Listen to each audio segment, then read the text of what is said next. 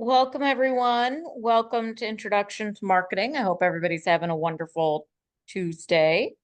We just got done with a big round of storms here in Tennessee. They were all very exciting. I guess a tornado touched down maybe about 5 miles from here, but it damaged a warehouse. So I guess that's better than people's homes, right? Anyway, we are starting week 3. So I'm going to start today by taking us out to the classroom to look to see what we have. Oops. I think I'm going to take you out to the classroom.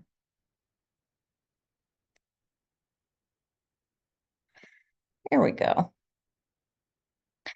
That's better. To see what we have going on this week.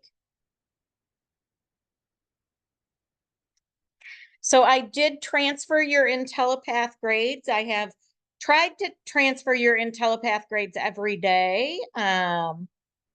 Nobody was injured in the tornado, but they do keep showing it on the news and showing the top of the warehouse kind of being ripped off. It's interesting to watch it, right? But no one was injured, which is great. So this is week 3. So we are halfway through the class, right? I have transferred your IntelliPath grades every day. If you turned in your Unit 1 and Unit 2 discussion boards, I have graded those for you. So the grading in the class is up to date. Let's see. But we are at that special halfway point in the class where the students who usually are paying attention tend to kind of drift off a little bit. It's that middle of the class blues, I guess. And I want to encourage you not to do that, to make sure that you get your assignments turned in on time and you stay engaged in the class. It is the best way to make sure that it's successful. Your reading for this week, chapters 4 and 6 in your online textbook. For chapter 4, we want you to read pages 100 to 128. And for chapter 6, we'd like you to read pages 175 to 195. We also have posted for you some great articles, videos that get to what we're going to be talking about today in features and benefits, product positioning, market research, and segmentation. Take the time to watch the videos. They will definitely help you with your IntelliPath. For Unit 3 discussion board, I touched on this topic last week, so you would be pretty prepared for today. But there are some specific things that I'm looking for in this particular discussion board. When you choose a product, when people choose a product, they consider both the feature and the benefits of the product to them as a customer. The feature of the product is usually focused on the product itself and its capabilities, its functions, appearance. It has to do with the product. The benefits of a product are what those features do for the customer. So the benefit is about the customer. There's a quick little video here in this assignment we'd like you to watch. But let me give you an example. The example they use here is you want to purchase a new cell phone. So you want a cell phone with large storage capacity, which is the feature of the product. Large storage capacity is a feature because it is related to the product, right? It's the product that has the large storage capacity. The fact that you, as the customer, will be able to save all of your pictures, your videos, that's the benefit. It's the benefit because it's related to you, the customer. And that benefit is caused because of the feature of high storage capacity. I like to use the example, another one with a cell phone is GPS. And I think I used this one last week. My cell phone has GPS. Most people don't know what GPS really stands for, nor do they care. And it wouldn't be very exciting if I had a commercial that told you, woo, my phone has GPS. Nobody really, that doesn't really resonate with anybody. Whereas if I said to you, my cell phone gives me the ability to track my children's whereabouts or to know where all of my family is, that is a compelling message that is about the customer. And the fact that the cell phone has GPS is what causes that benefit to take place. So you could actually go around your house and look at pretty much every single product that you can see and come up with a feature and a corresponding benefit. From the the wax melting scents that I have, right? Those wax melts, they are made with a special kind of soy wax. That soy wax is a feature. It's about the melt itself. The fact that it's made with that soy wax gives me the ability to smell this incredible aroma all the time. And that smell, that aroma, and the fact that I am enjoying it is the benefit. Let's see, my pillow is made with hypoallergenic stuffing. That hypoallergenic stuffing is a feature. The fact that I don't sneeze or break out in hives is the benefit. That's because it's about me. When you do your discussion board this week, I want you to keep in mind that the feature causes the benefit. So you're asked to describe a feature of a product that you recently purchased, and then identify the benefits important to you in making this purchase. A great way to write your discussion board is very similar to this example. You want to choose, I recently bought a cell phone with large storage capacity, which is a feature of the product. Large storage capacity is a feature because it's related to the cell phone. The fact that I'll be able to save all of my pictures and videos is the benefit to me. It's a benefit because it's related to me. So if you think about phrasing your discussion board post in this way, there won't be any questions about whether you have the feature and benefit correct. Now, I will tell you, over 50% of the class will get it wrong the first time. And most of those people are not on the live chat. So I would encourage you when you're doing your peer responses to read the discussion board posts that your peers have posted and ask yourself, is the feature that they list about the product itself? And is the benefit about the customer? Does that feature cause that benefit? And then ask those difficult questions. You will see in this posting that I will ask you those questions. And if I am telling you XYZ is a feature actually, and you may have listed it as a benefit, I will probably follow up the question of, so what is the true benefit of this feature? It is surprising to me how difficult of a concept this can be because most people think that features and benefits are the same thing, and they are not the same thing. The feature causes the benefit. The feature is about the product, and the benefit is about the customer.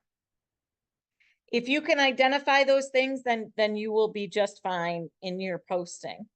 And then don't forget about your 2 peer responses. They are also an important part of the discussion board. And yet this session, it is still true that the #1 thing students forget to do are their peer responses. So please don't forget that. Your main post is due on Thursday night at midnight, and your peer responses are due on Saturday night at midnight. I will grade your discussion boards on Sunday, and I will assign your extra credit for attending the live chat on Sunday. And then I usually transfer your IntelliPath grades on Monday morning and every day after that. You do, of course, have your IntelliPath assignment for this week also. You should be working on Unit 3. There are no late penalties in IntelliPath, but I do encourage you to be on time with it. I find that students do better when they are focused on being on time. Let's see. I think that, let me just check out the announcements real quick. Oh, that's the wrong class. I did post a welcome to week 3 announcement.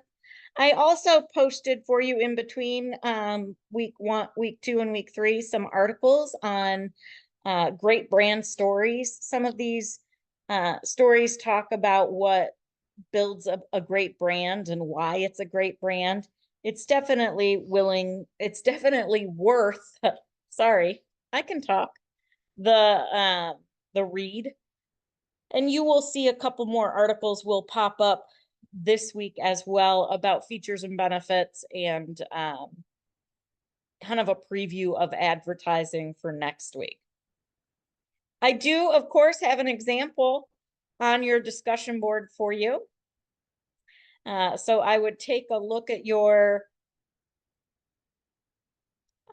discussion board, and you could feel free to check out this example. Just remember to be very clear on whether you're talking about the feature or the benefit, and you will be fine. Remember, the feature is about the product and the benefit is about the customer. All right, let's go out to the presentation for today.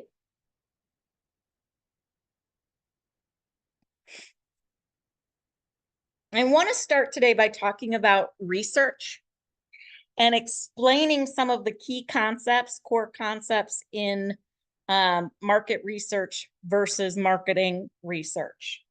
That little ing actually does make a big difference when we're talking about research. When we talk about market research, we're talking about the general market. And the general market consists of everybody in the population, right? It would be impossible for us as marketers to target everyone in the general population and be successful in our brand today. Media advertising, it's just way too expensive to throw it out there and hope that it sticks. So instead, we work very hard to develop a target market for our products or service. And the target group for our product or service are usually the people whose wants, needs, and desires that our product or service can fulfill. So when we conduct general market research, we are looking to establish who is our target market, what are our basic 4 Ps of our marketing mix. We need to understand the features and benefits that our product has, the features that it has, and the benefits that they offer in order to narrow down our target market. And then we need to use that general market research to establish a foundation for actually conducting research that is specific to our target market and specific to our product or service. And we call that type of research marketing research. Silly, I know, but true. So when we conduct marketing research, we are actually talking to people who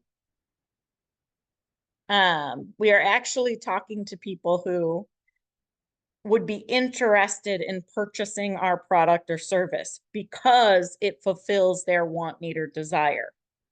And when we conduct marketing research, we are doing that to have a answer or get an answer to a specific set of problems. or to gain some kind of specific information to help further our business, right? So when you conduct marketing research, it is pretty much always done using the scientific method. It's a systematic process. It's a think back when you were in high school and for some of us, that was a very long time ago, and you had to do a science experiment in your science class, and you had to prove a hypothesis or a null hypothesis. This is a similar kind of process. When you think about research in general, there are some terms I want you to know. And this is not just pertaining to marketing, but to any discipline. There are two types of data collection that exist: qualitative and quantitative. Qualitative data collection is conducted through focus groups, interviews, observations. It is subjective in nature. It is about opinion. In marketing, it is often the voice of the customer. Quantitative data collection is conducted through surveys. It is statistical in nature. It is based in math. Things like yes or no, rankings, stuff like that. Any survey that you've taken recently would have been a quantitative in nature. There are two types of data out there that we actually collect. The first is secondary data, and secondary data is data that is collected previously for some other reason, some other study, usually by some other entity. When you write a research paper, you are using secondary data. When you Google something, you are looking for secondary data. When you go to the library, you're looking for secondary data. The United States government is the largest provider of secondary data in the world. Think of all the organizations that we have that are government agencies, like the Census Bureau, Highway Transportation Authority. All of these things do extensive studies and research. The American Marketing Association, AMA.org, has a lot of research studies that have been done previously. Most state websites, large national parks and things like that, offer a lot of research. There are plenty of universities in the United States and outside of the United States that are considered research universities, and their primary focus is to conduct research.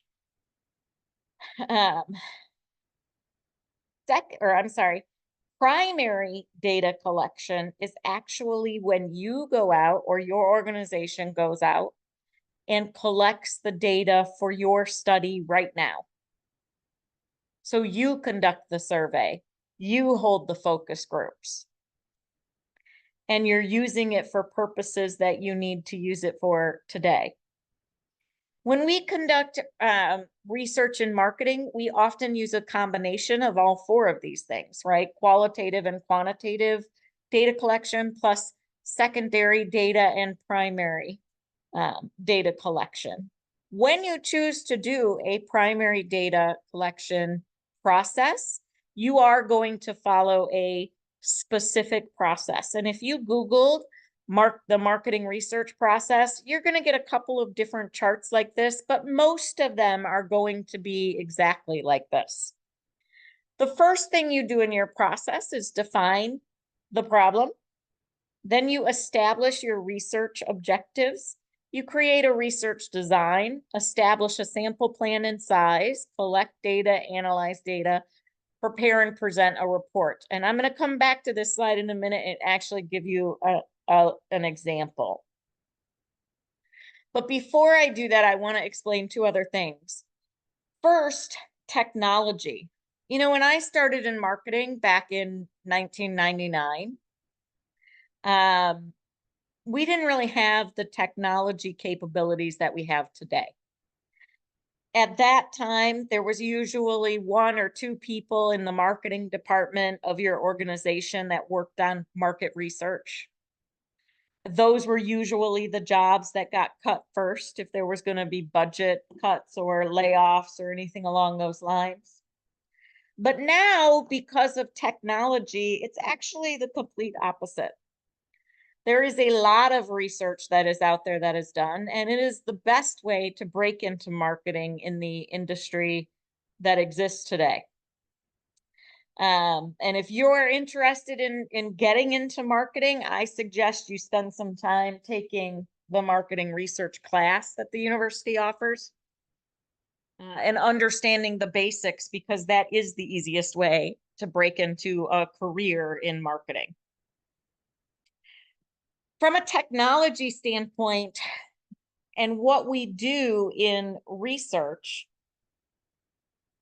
the ability to have a customer relationship management system or a CRM database has kind of changed the game for every business, right? This database ability allows you to collect information about your customer, but you're not just collecting name and address, email address. You can collect purchasing habits, frequency. Think for a moment about all the data that any company that you have a loyalty card for has about you. From the grocery store to your frequent flyer miles, to your hotel chain that you like to stay at, to the gym that you go to. All of these entities are collecting data about you and entering it into a database. And that database is usually proprietary to that company. But I guarantee you, if they are some kind of a third-party retailer, they are using that information to help get in front of you the products and services that can solve your wants, needs, and desires with their features, right? Today, we use technology to do data mining and pull that kind of data out. So if I were a shampoo and conditioner company and I sell my products through grocery stores across the country, I would be able to get from that store all the purchasing information. What is the most popular day of the week to buy shampoo? How often do people buy shampoo?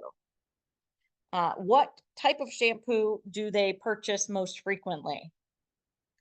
At what point in their customer life cycle with us do they stop purchasing our product? And do they ever start up again? These are just some ideas of the information that we can get.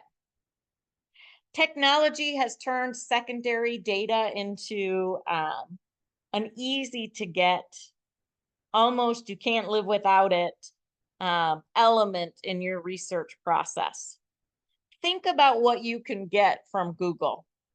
And not to mention AI today. I mean, that's just way beyond what any of us, when I was starting in marketing, would have ever even imagined, right?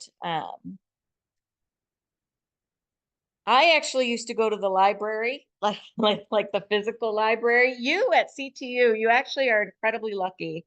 The library at CTU is incredible. The librarians are professional, but very helpful. You can email them and they will email you back a whole bunch of sources. It's actually quite phenomenal what you have at your fingertips. And all of that is secondary data. Last year's sales report in your company is secondary data. And now it's at your fingertips. You don't have to go look for it anyplace special, right? Focus groups.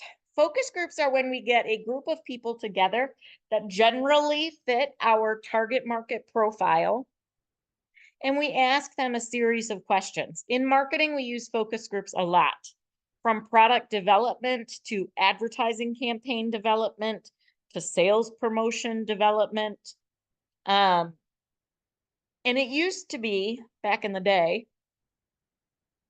that I would fly to Los Angeles, sometimes Houston, sometimes Chicago, usually Miami, New York, and conduct these focus groups. And I would sit on the other side of the two-way mirror, and the people in the room wouldn't know I was watching, and there would be a facilitator that presented information, and there was a lot of cost associated with that.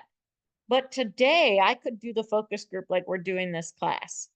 You just require everybody to have their camera on. You can still watch their body language, still share them information, still get their feedback.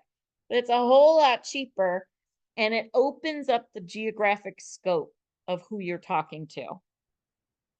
Same thing with one-on-one interviews or internet questionnaires, instant feedback. I've participated in all kinds of interesting research studies in my career. I assisted once with a restaurant that wanted to launch some new appetizers. They were trying to change their image, right? So when we were working on that particular part of it, we used a restaurant in a control city, and we went to a similar size city with a similar population, and we didn't offer that particular thing, and we used them as a test against each other. But that data came in immediately through one of those table kiosks. That's amazing technology. That really does give you a continuous statistical evaluation ability that you never had before. It's actually quite incredible what technology has been able to do. So there are three things I want you to remember about research from this conversation, and then I'm going to give you a brief example. It'll be a very high level example, but I'll give you one. Without knowledge of the general market, your customer marketing research can't take place. So you first have to do that. Then you can move into marketing research. You do need an organized step-by-step process to collect the information to both understand what the problem might be and how to solve the problem. And do not underestimate the use of technology. It is incredibly vital in the research process. So, we are all human beings, and we are all intelligent human beings. And I can tell you right now that if I were to run a study, I could manipulate every single one of you into giving me the answer that I want in how I phrase the question. And I may not even do that consciously, but I have some preconceived notions about my product, about my customer base, about what advertising we should use. And I, of course, think I'm right. Research doesn't work if I do that. So what you will find most companies do, if you're medium or a large size company, you're going to outsource your marketing research process to a company that does not have any key stake in what you choose.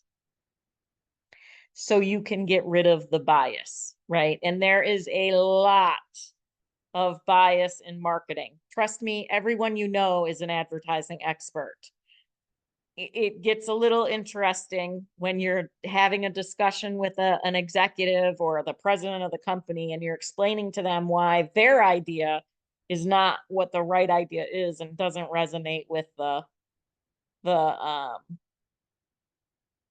customer base. So let's pretend we all work for the same company. We work for a company that sells souvenirs through street vendors in New York's Central Park. So we sell keychains, magnets, hats, t-shirts, that kind of stuff.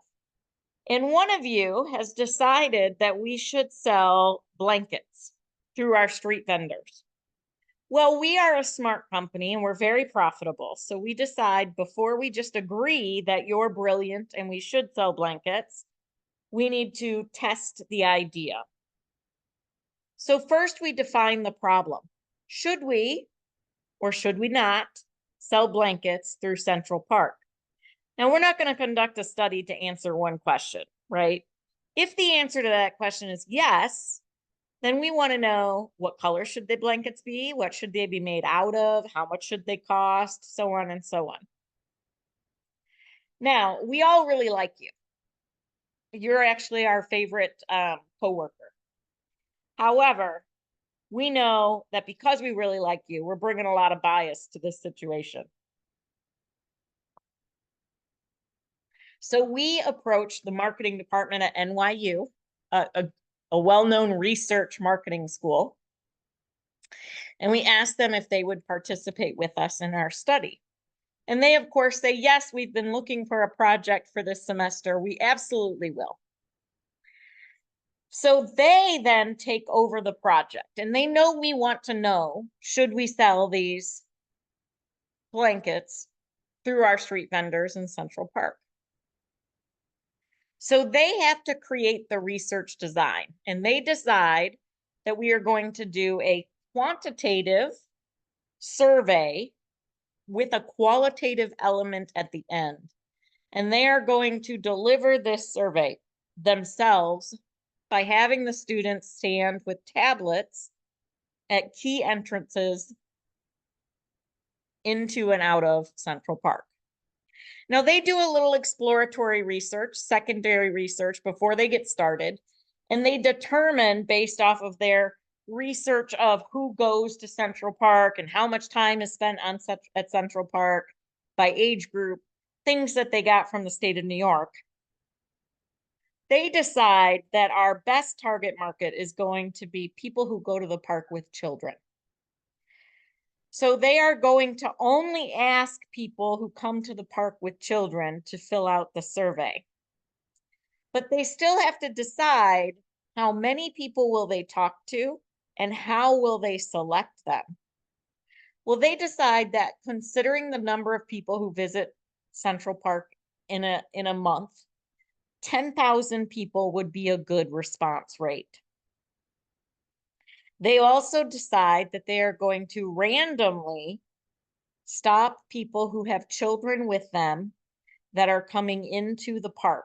And they are also going to offer them a $10 gift card, which we have funded, to the coffee shop in the park if they take the time to take the survey. So they're using kind of a hybrid mall intercept idea. Mall intercept is something that used to happen a lot when I was a child, where if you went to the mall, someone might walk up to you and say, hey, if you come take my survey for the next 20 minutes, I'll give you $10. I've had that happen to me several times. I'm sure some of you have, some of you maybe not. Some of you who are younger, you probably haven't experienced that because it is slightly obsolete now, but those of us who are older probably remember that. So the students from the marketing department at NYU go out and they conduct this. They take 2 months to do the survey because they want to make sure they get it right. And they bring it back with their tablets and they collect all of the data. They analyze the data and they come back to us and they say, yes, we do think you should sell the blankets. But if you sell the blankets, you need to sell them for under $20. They need to be made of a lightweight material that is easy to carry. So a handle on the blanket might be beneficial. So what I have just given you is a very simplified example of how a study like this might be done, but it is an accurate sample. So earlier I told you that, one of the easiest ways to break into marketing nowadays is through market research. So we do research all the time. At Ford, there are consistent research projects going on. There's probably 20 that I know of right now happening at Ford. And some of those use the same market research firm and some use different market research firms, but we do usually bid those out. And that's one Fortune 500 company. We do a lot of conjoint analysis.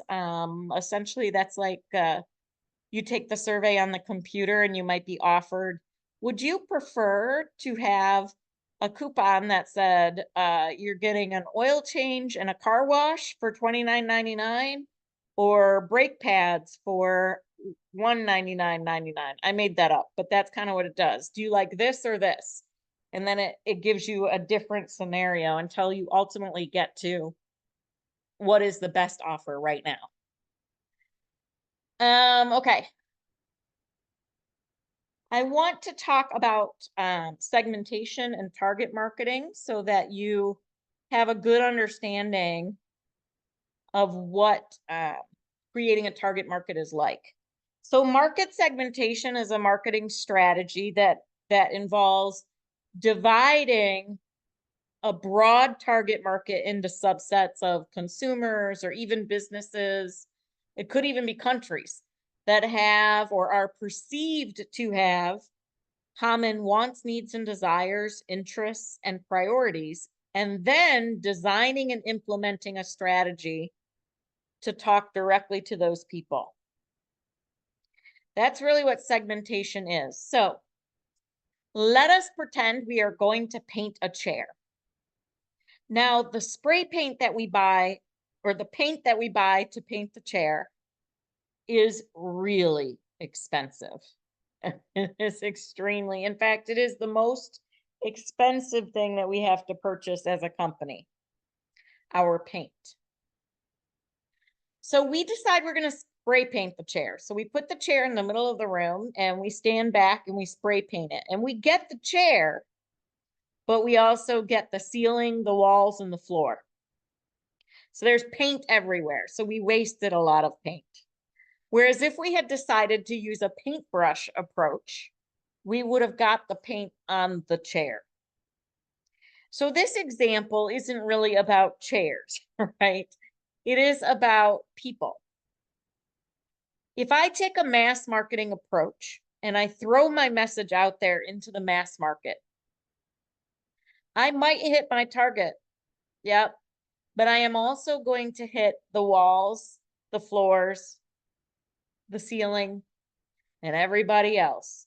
And because marketing is the most expensive expense, the most expensive element of anyone's budget, any company's budget, it would be incredibly wasteful for me to take that strategy anymore.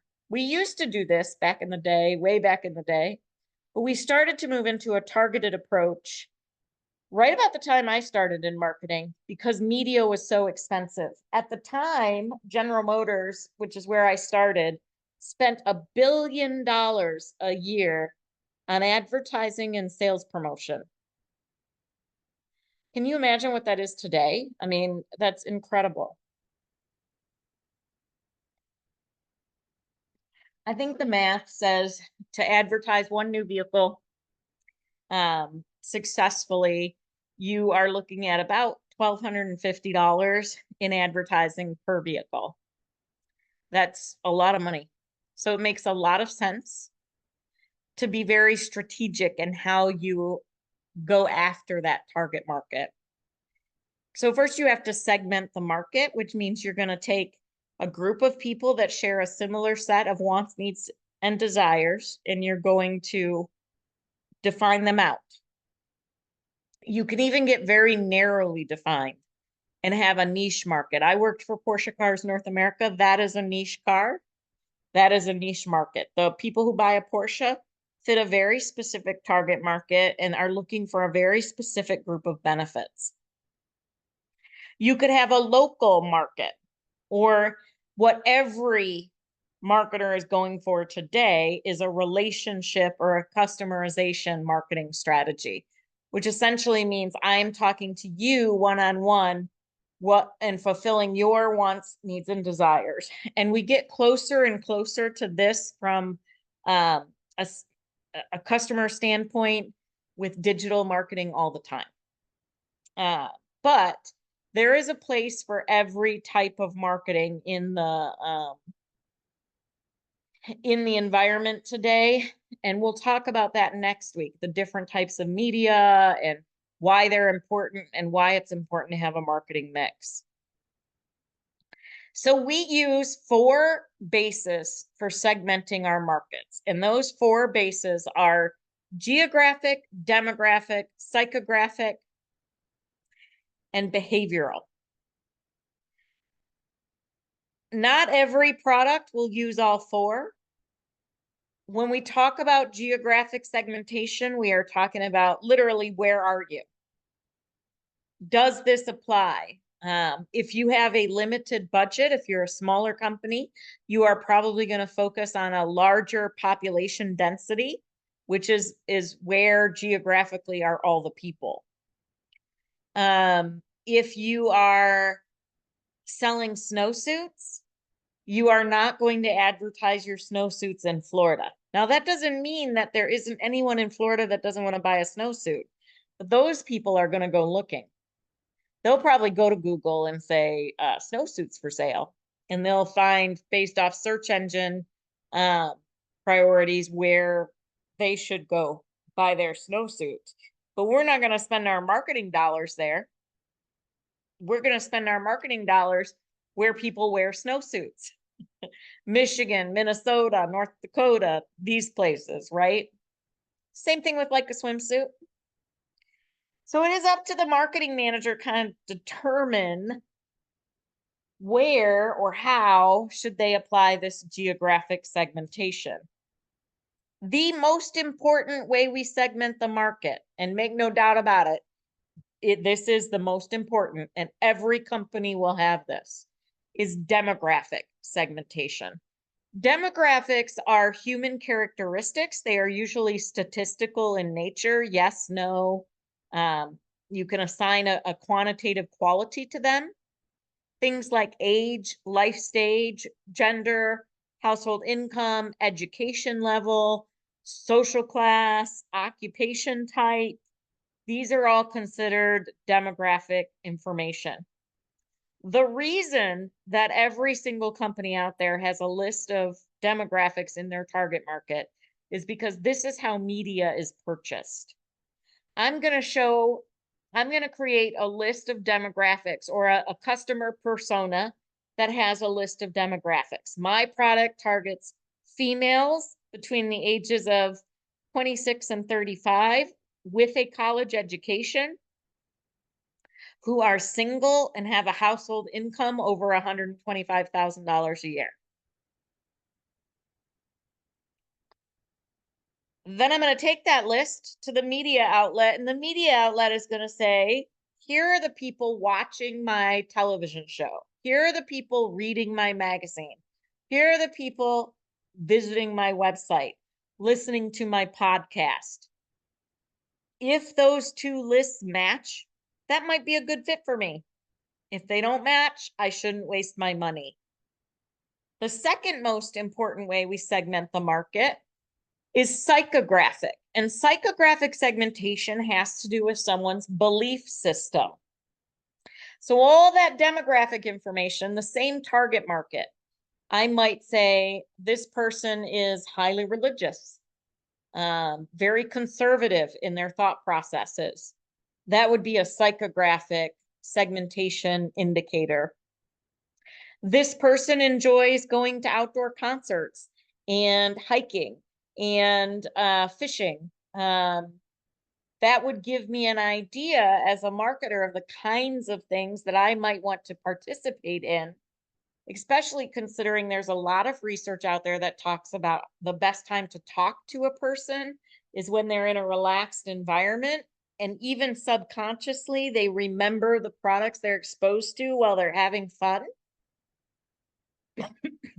and tend to feel positively about them.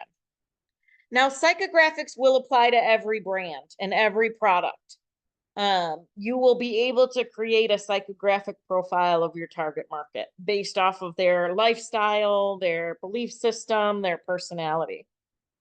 And you will use it as you're developing your marketing. You will also use it to develop your creative. We often think about what is the tonality of my creative? What is the emotional response I'm going for? And that usually comes from the psychographic information of the customer profile. You talk to moms very differently than you talk to teenage girls. You talk to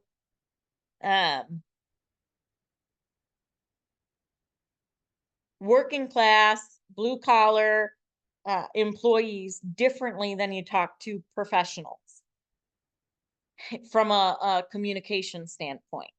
From a behavioral segmentation, this is about consumer behavior. This is a reflection of what's happening around you.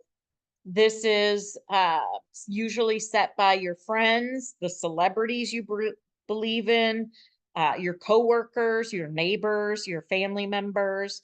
It has a lot to do with endorsements. Whose word do you believe? Who do you have faith in? Behavioral segmentation has become more and more prevalent with the popularity of social media and how social media has influenced different people to do different things. It's actually quite interesting to see this evolve, but it has always been around. We always have been predisposed to certain products because of the way our families raised us. In fact, on the female side of the family, unless there is a major reason, like the company went out of business, you're allergic, or a huge economic gap, you do usually buy the same sundry items that you bought as a child or used as a child. So the same brand toothpaste, toilet paper, laundry detergent. And that is actually normally passed down generation after generation on the female side of a family. It's really very interesting. You can plot it out. Again, allergies, economic situation, maybe they don't make that anymore. Those would impact it, but generally it is true. I have known people in my life who only purchase a particular type of car. You know, I grew up in Flint, Michigan, which is a GM-based town, home of Buick City when it existed. It is now the home of the GM truck and bus plant, but I work for Ford, right? So when I was growing up, there were plenty of friends who whose parents worked for GM, who, you know, if you drove something that wasn't a GM product, you couldn't park in their driveway. And they would only drive GM products. And in fact, I started my career at General Motors, right? And so my parents, my sister, everybody drove GM products. Well, now everybody drives Fords because I work for Ford. But it took time to kind of get everybody to switch when when things changed, right? Those types of habits are kind of ingrained into you. And it's an interesting exercise if you spend some time thinking about, in your family, what are some products that you absolutely must buy and you can't deviate from, right? Think about that.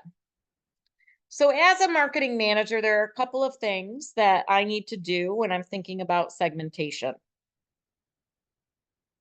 How do I choose? How do I create this target market? Well, a couple of things. One, you want it to be measurable. You have some goals you're trying to reach as an organization. You can create a group of people that respond differently to your product, but you need to make sure that it is large enough and has enough purchasing power to help you reach your goals. You want to make sure you can talk to them and that they do react differently to the features and the benefits that your features cause than other people or than your competition. You have to find your place in your category of how you serve the customer different. Remember, we talked about this last week, than the competition does. And that difference needs to be relevant enough, that relevant differentiated benefit, that it matters to a consumer and to enough people that it helps you fill your goals. Once we have created our target market, so we have the process of breaking a larger market into smaller groups and focusing on those groups.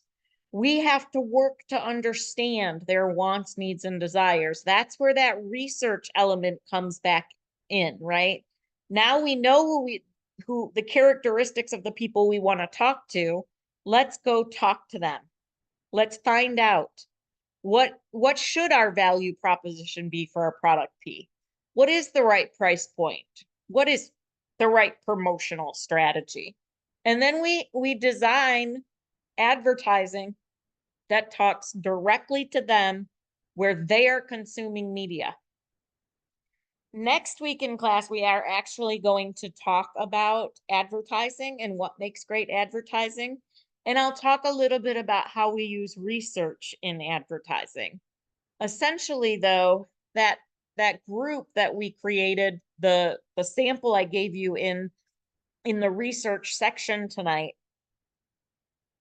We do something very similar when we want to test an ad that we might be thinking of doing, or a sales promotion that we might want to run. Instead of doing a survey, normally we would do a focus group. But we'll talk a little bit more and I'll give you some specific examples next week. All right, I am actually going to stop there today. I've got 10 minutes before my next class, but I want to give you all an opportunity to ask any questions that you might have. Does anybody have anything that they might like to ask, or any concerns that you have about today's subjects?